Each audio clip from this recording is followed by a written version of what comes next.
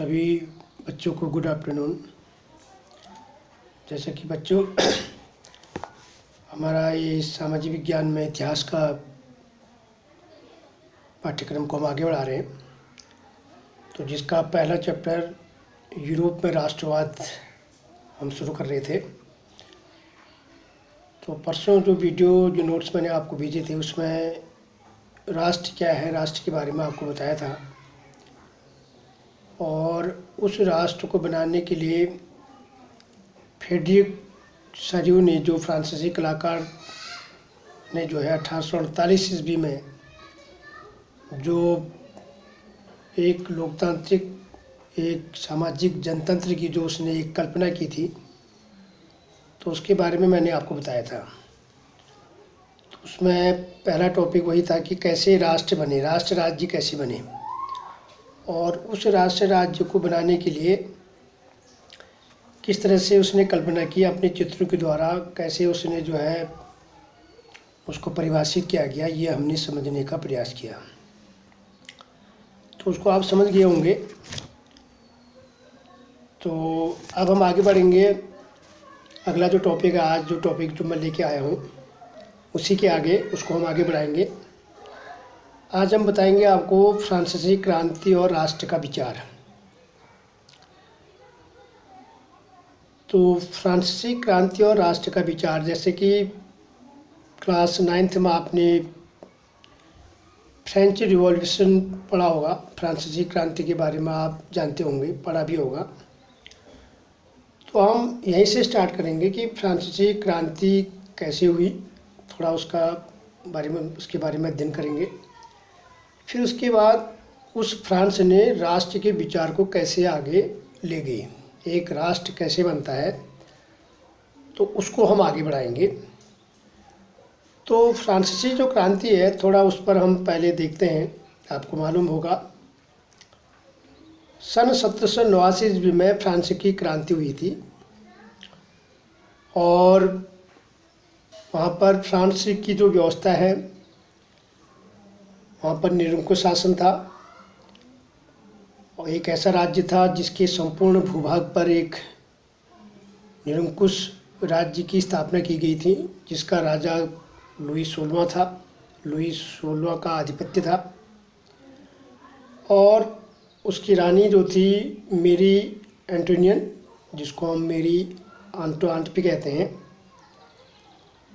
तो उसने जो है पूरे फ्रांस में जो है एक, मतलब फ्रांस में जो क्रांति हुई थी, क्रांति के पीछे की जो पृष्ठभूमि है, तो वहाँ पर हम ये देखेंगे कि वहाँ पर निरंकुश राजतंत्र था। मतलब निरंकुश राजतंत्र का मतलब ऐसा राजतंत्र जो अपने मनमाने तरीके से शासन चलाता है, स्वेच्छा, जिसकी पूरी शक्ति जो होती है राजा के पास होती है, कोई भी लोकतांत्रिक व्यवस्था उसमें नहीं होती है। तो सन 1774 ईस्वी में जो है लुई 16वां फ्रांस की गद्दी पर बैठा। गद्दी पर, जबकि राजतंत्र में ये बात कही गई थी कि जो भी फ्रांस की राजगद्दी पर बैठा वो योग्य होना चाहिए। तो सन 1774 में जो है लुई 16वां फ्रांस की गद्दी पर बैठा। उससे पहले लुई 14वां और लुई 15वां। तो ये जो तीन यहाँ पर राजा बने, तो मुख्यतः जो लेटेस्ट जहाँ पर क्रांति हुई थी उस समय गद्दी पर आपका लुई 16वां था। तो वो जो राजा था निरंकुश था, मतलब उसको देश के बारे में, नागरिकों के हित से संबंधित कोई भी कार्य वो नहीं करता था। वहाँ का जो जनमानस था काफ़ी, उनके शासनकाल में काफ़ी परेशान था। बड़ी अजीब टाइप की वहाँ पर सामाजिक व्यवस्था थी। पूरी पावर राजा के पास थी, सत्ता राजा के पास थी। तो वहाँ का जो समाज था, वहाँ पर क्या नाम कहते हैं, पादरी वर्ग है, कुलीन वर्ग है, 3 वर्ग थे वहाँ पर। फ्रांस में जो था 3 सामाजिक समूह था। समाज को 3 हिस्सों में बांटा गया था, या हम 3 वर्ग कह सकते हैं, जिसमें पहला वर्ग आपका पादरी वर्ग, कुलीन वर्ग और थर्ड स्टेट। तो कुलीन वर्ग और पादरी वर्ग बिल्कुल राजा के चहेता हुआ करते थे। पादरी जो थे पोप के अधीन थे। तो चर्च का जो पोप होता था, जो भी वहाँ पर पोप का जो भी धर्म के नाम पर जो भी काम होता था उसको मानने के लिए वो बाध्य थे। तो पादरी और कुलीन वर्ग में जो है, पादरियों के भी जो है दो आपके वर्ग थे। एक वर्ग को जो है टैक्स लगाने का अधिकार था, वो भी जो है कहीं ना कहीं फ्रांस की जनता पर, फ्रांस के लोगों पर जो है उसको भी विशेष अधिकार प्राप्त थे। वो सब किसके द्वारा? राजा के द्वारा। यानी कि निरंकुश शासन प्रणाली में जो वहाँ पादरी वर्ग था, उन पादरी वर्ग और कुलीन वर्गों को विशेष अधिकार प्राप्त थे।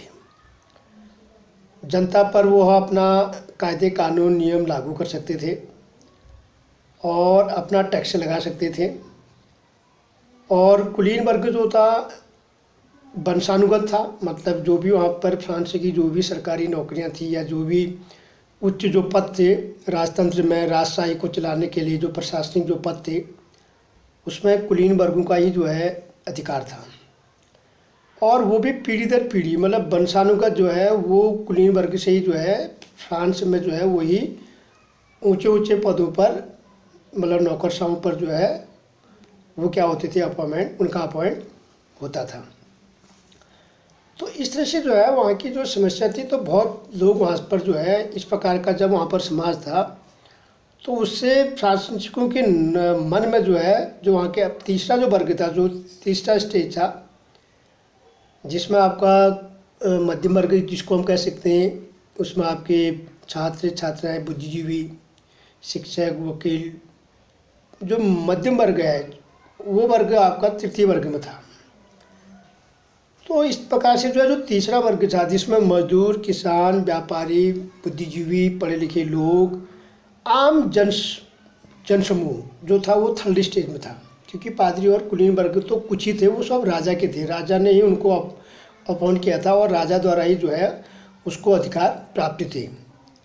और निरंकुश शासक जो था वो जो है अपने आप को दैवी सिद्धांत के आधार पर, मतलब वो अपने आप को भगवान का दूत, भगवान ने हमको जो है राज करने के लिए भेजा है या हमको ये अधिकार दिया है, तो इतना एक दैवी सिद्धांत के आधार पर जो है निरंकुश शासन वहाँ पर क्या करते थे, अपना शासन चलाते थे। तो एक तरह से समाज काफ़ी रूढ़िवादी था, अंधविश्वासी था। राजा को जनता से कोई लेना देना नहीं था। सारा बिल्कुल कोई भी व्यवस्था है, कल्याणकारी कार्य से लेकर जो भी काम होते हैं, जो भी एक राजा द्वारा प्रजा के लिए जो काम किए जाते हैं, चाहे व्यवस्था आपकी जो भी है, तो ये सारा कार्य जो था फ्रांस में नहीं था।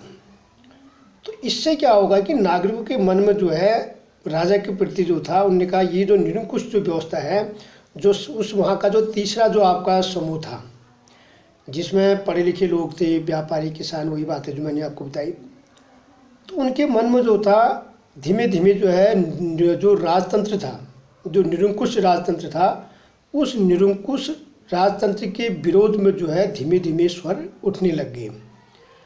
तो उसमें मतलब एक क्रांति का रूप धारण किया गया, लोगों को मोटिवेट किया गया, राष्ट्र के प्रति नागरिक क्या होते हैं, नागरिकों को अधिकारों के लिए जो है जागरूक किया गया, जिसमें मुख्य वहाँ के जो दार्शनिक थे, जैसे रूसो है, वॉल्टेयर है, मॉन्टेस्क्यू है, और क्या नाम कहते हैं, उसने जो है रूसो ने सोशल कॉन्ट्रैक्ट लिखा था।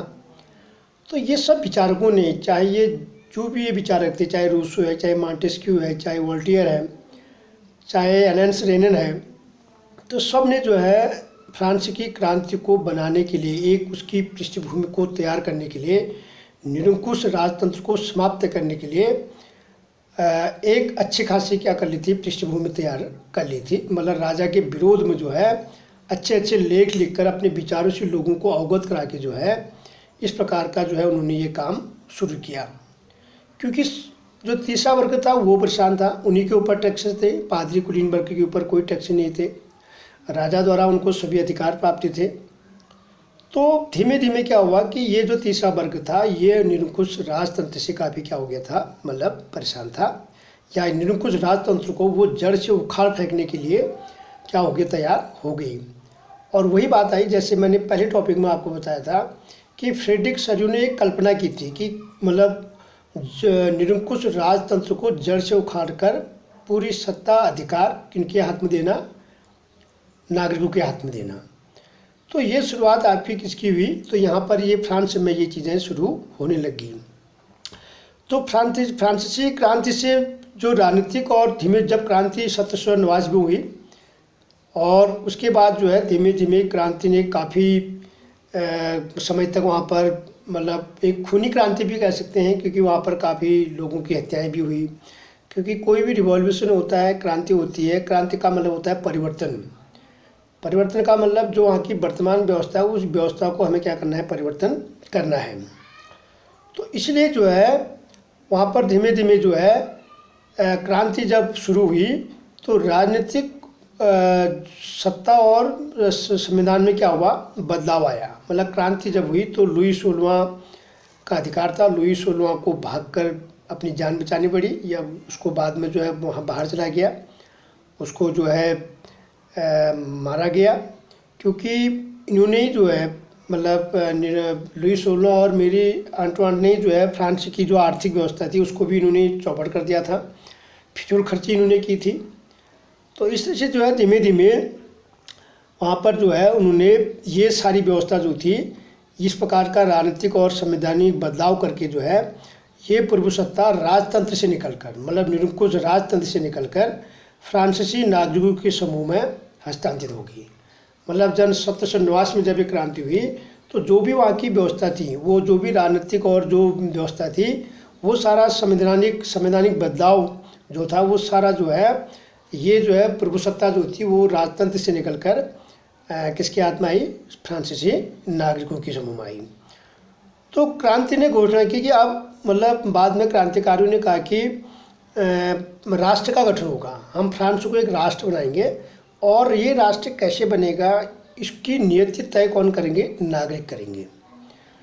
तो प्रारंभ से ही जो है फ्रांसीसियों से ही जो है उन्होंने अनेक मतलब आप कोई भी देश को अगर आप आज़ादी के लिए संघर्ष करते हैं, क्रांति करते हैं, तो लोगों में राष्ट्र के प्रति एकता मतलब राष्ट्र के प्रति एकता भाव विकसित करना होता है।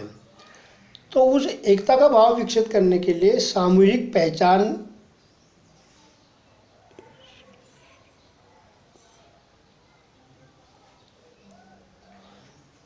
तो इसमें जो है